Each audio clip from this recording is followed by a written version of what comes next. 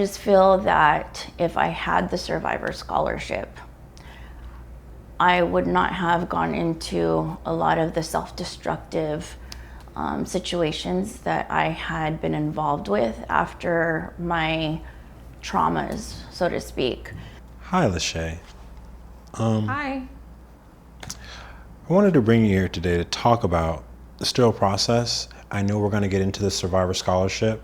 However, I want to start with one of the biggest things and motivations that you had to even start and become into the sterilizing, and correct me if I'm wrong, to the sterile process industry. If I'm wording it incorrectly, let me know. But Sterile processing, that's correct. Okay, nice. Yeah, tell me how you got into that. A relative told me about it. I had, I originally went to Sacramento State, and it didn't work out. And so I ended up going back home to my parents, and I was working security, which it just wouldn't afford me the things that I wanted. And so a relative told me about sterile processing. I knew I always wanted to work in healthcare because I went to Sac State with a major for nursing. And so I always knew that I wanted to work at a hospital or in the healthcare industry. And so once I found out about sterile processing, I just kind of like went full-fledged because I was doing security and it just wasn't going to afford me the things that I would like to have as a young woman at the time. And so I went to a program in the Bay Area. It was about 8 months. And then I finished. I studied consistently every day. I would be at work studying. I would be at home studying. I would be with my now husband studying. I was really dedicated to becoming a sterile processing technician. And then, you know, going into it, I had no idea about what sterile processing is. That's interesting. A lot of people don't know what sterile processing is. So wait, let me get this right. You just decided to go into something and not know what it is at all. You were clueless to the fact of what this entire industry was? Yeah, no, I didn't really know what I was getting myself into, but I just knew that I needed something stable, solid. So nice. Working in healthcare, you'll always have a job. And like I like to tell my students, I'll never let my certification go. I don't care what I'm doing. Because I can go anywhere in this country and work in an operating room. So my name is Anabel. I am a victim advocate, but I am also a survivor of human trafficking, domestic violence, and sexual assault. And so it's my mission to bring awareness, but also to give our survivors a voice, because there's one too many times that their voices are squashed and taken from them. So I want to give them back their voice and be part of their own healing, not someone talking at them. Well, especially after, like, you know, going so hard and working so hard to get to where you are now, let alone getting into being a sterile processing technician. Let me ask you this: how many other people were in your class when you started?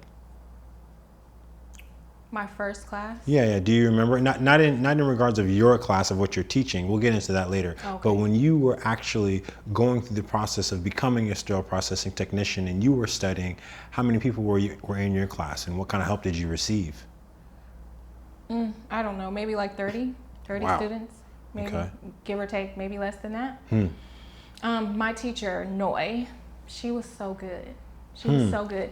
She was also a sterile processing technician, and she also had been a surgical tech.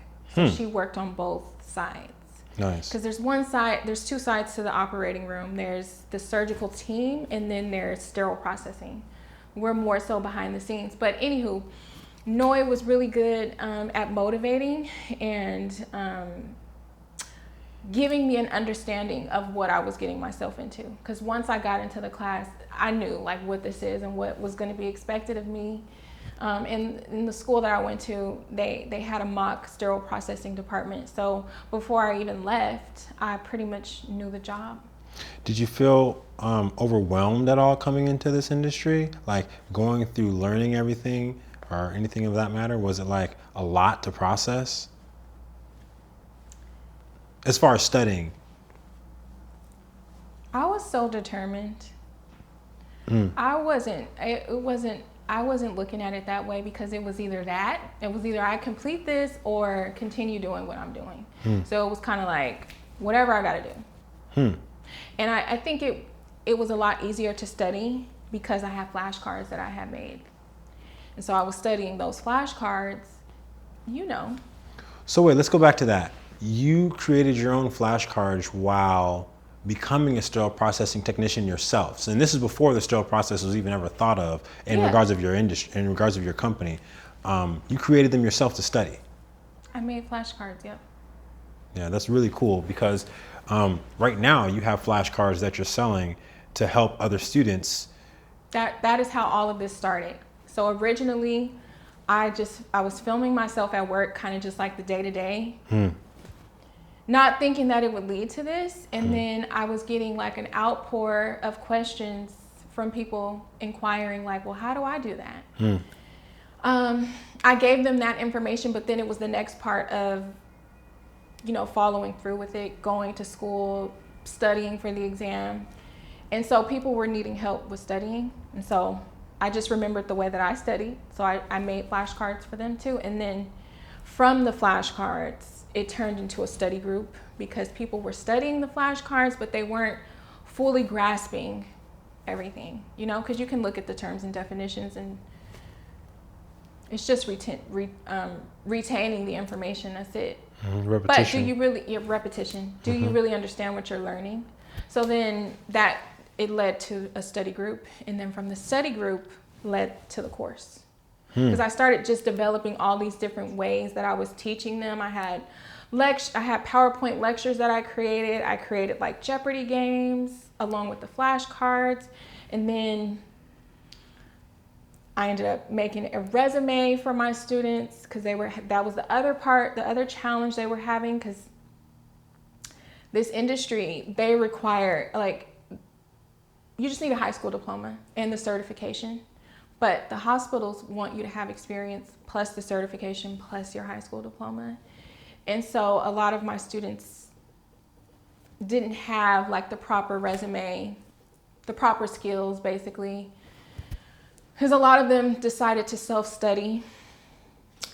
So I think that's very interesting that you started with flashcards yourself, and then it developed into an actual resource that you were providing through your course.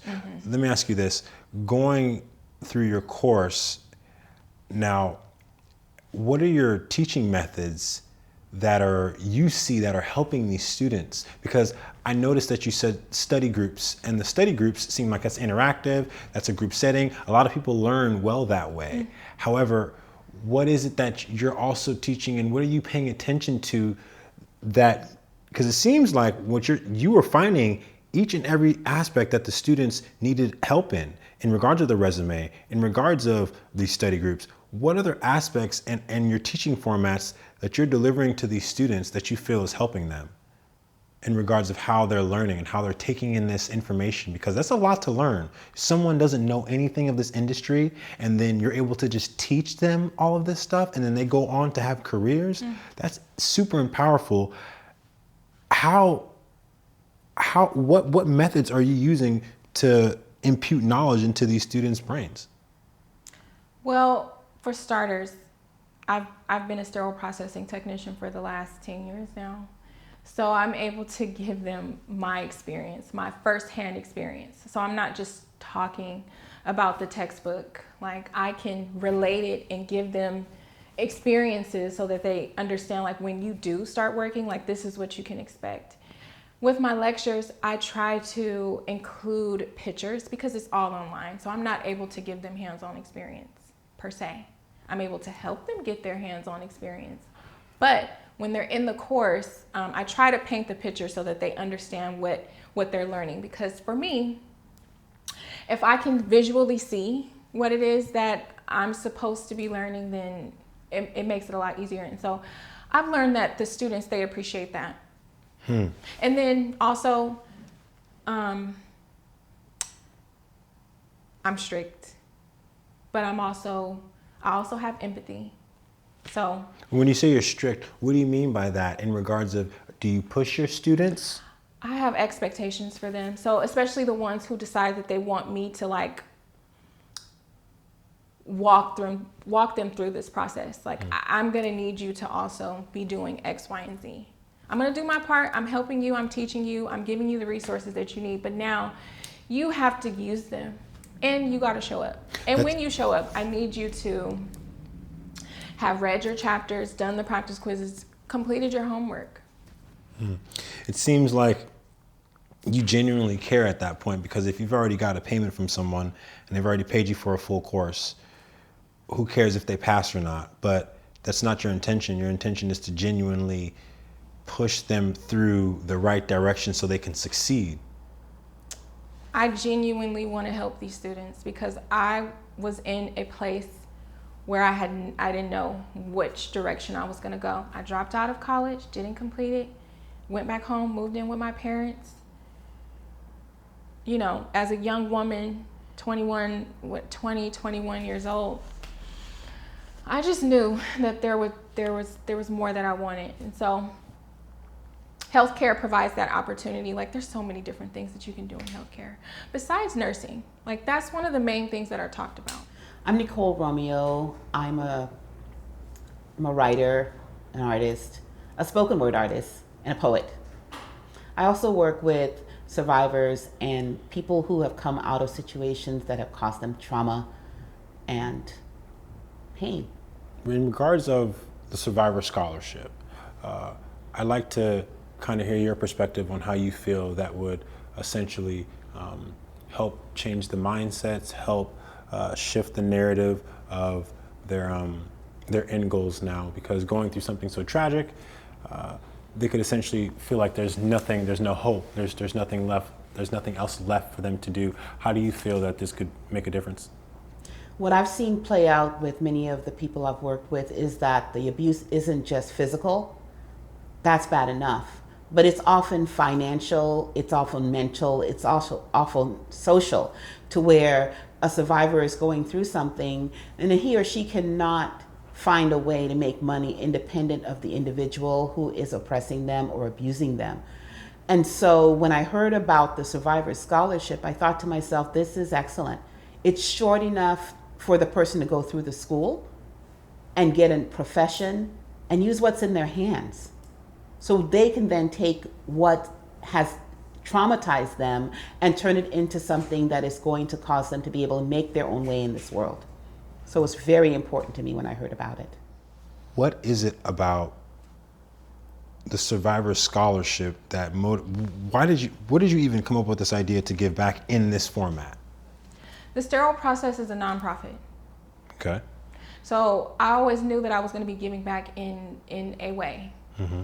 And I was introduced to a woman named Anabel, and she works with human trafficking survivors. Mm-hmm. And the creation of this course, this nonprofit, is just all about providing opportunity.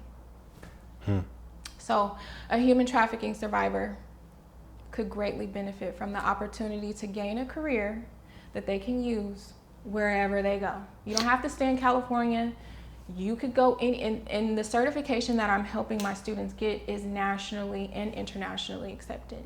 So they can go abroad. So just give an opportunity, and my goal is to provide many more scholarships for different initiatives. But for now, we're starting with human trafficking.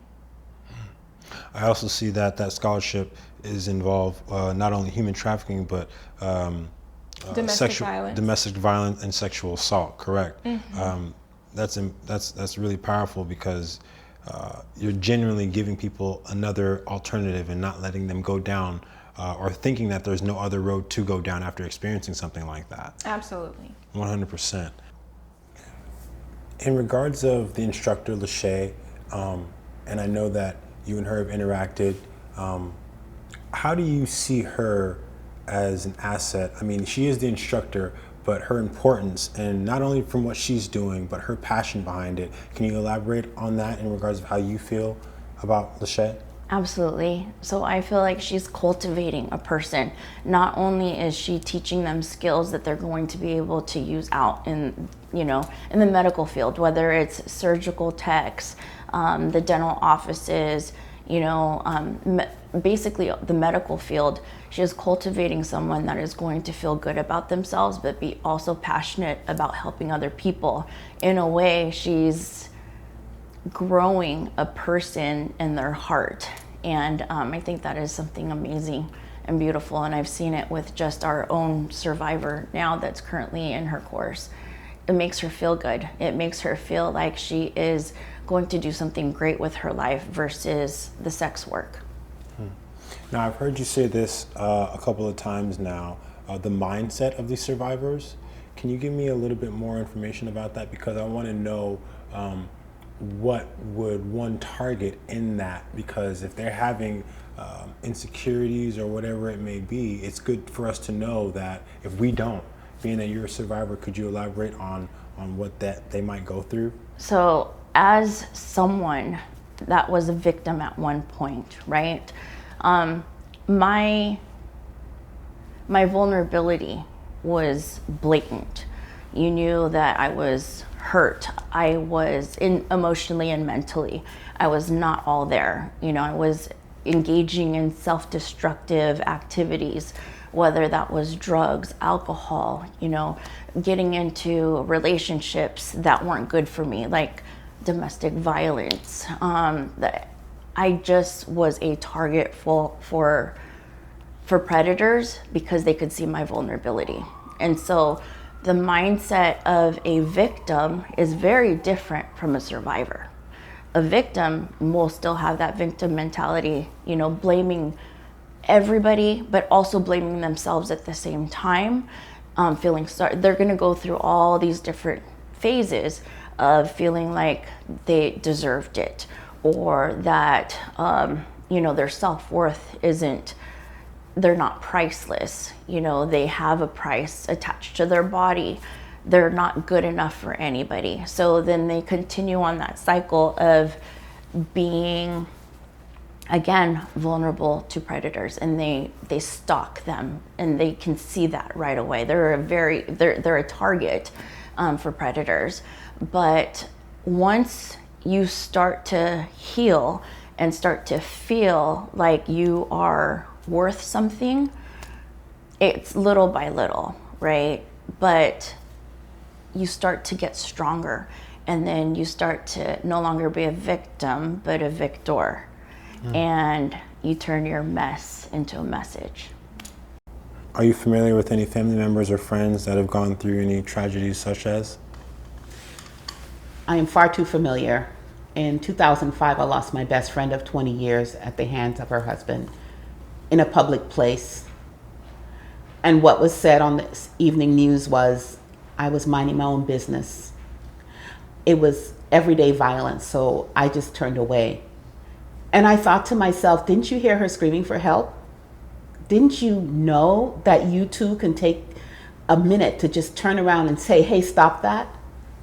So for me, it's super important to be a part of any change that is saying, hey, we've had enough of violence. It's up to me if it's to be. So I want to make a change in this world. It's got to start with me. I got to do something. If you're a victim that needs any type of assistance, or really just a listening ear and in need of a safe space, please contact me using our form on our website at www.ja-bel.org. Additionally, if you or someone you know could benefit from the Survivor Scholarship, we encourage you to reach out.